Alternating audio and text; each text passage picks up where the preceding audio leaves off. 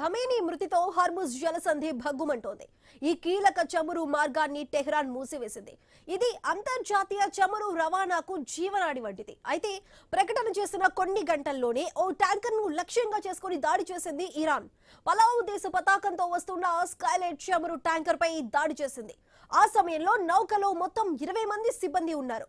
వీరిలో 15 మంది భారతీయులు, మిగిలిన వారు ఇరాన్ జాతీయులు.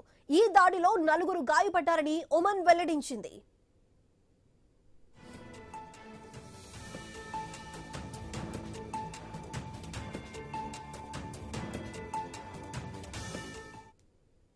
అరేబియా సముద్రంలో ఈ జలసంధి ఉంది. ఒమన్ కు చెందిన ముసాండమ్ ద్వీపకల్పం ఇరాన్ మధ్యలో ఇది ఉంటుంది. దీనిలో ఓ చోట అత్యంత ఇరుకుగా కేవలం 33 కిలోమీటర్లు మాత్రమే ఉంటుంది.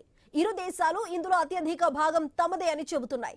2 షిప్పింగ్ లైన్లు ఉన్నాయి. ఇందులో క్రూడ్ క్యారియర్లు సులువుగా ప్రయాణించగలుగుతాయి.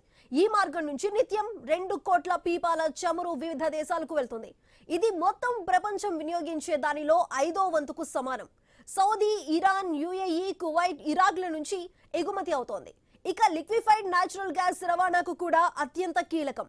1/3 వంతు ఎల్ఎన్జీ కూడా ఇక్కడి నుంచే వివిధ దేశాలకు చేరుతుంది.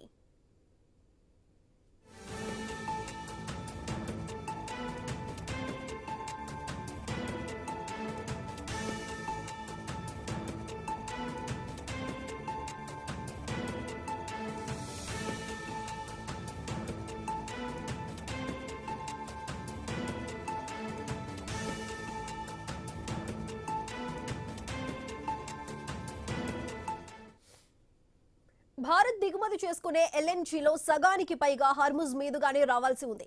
ఇక రోజువారీ 55 లక్షల పీపాల చమురును భారత్ ఈ మార్గం నుంచి దిగుమతి చేసుకుంటోంది. ఇది భారత చమురు అవసరాల్లో 40% సమానం. గత 2 నెలల్లో ఇది 50% చేరింది. హార్ముజ్ లో ఇబ్బందులు ప్రపంచ చమురు మార్కెట్లను తీవ్రంగా ప్రభావితం చేస్తున్నాయి.